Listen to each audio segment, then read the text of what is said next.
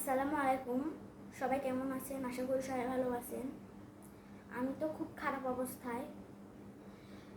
এখন আমি আমার পুকুর বাসায় আছি, কারণ আমাদের দিনটা আমাদের তিনজন ভাই বোনকে রেখে আমার মা আমার নানু বাড়ি থেকে আমাদেরকে ঘুমে রেখে আর কি চলে গেছেন একটা ছেলের সাথে।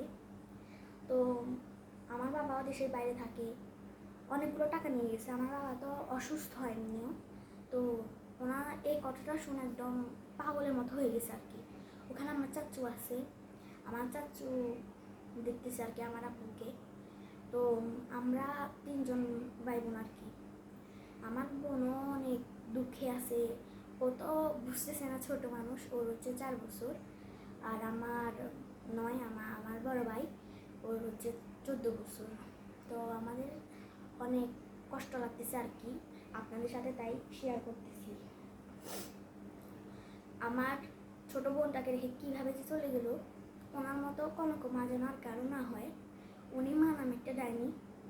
এটা আমি ছোট হয়ে আমি বলতেছি, আমাদের জন্য সবাই দোয়া করবেন যেন আমাদের চোখের পানি জন্মামনি ভেসে যায়, অভিশাপ যেন লাগে। আসসালামু আলাইকুম।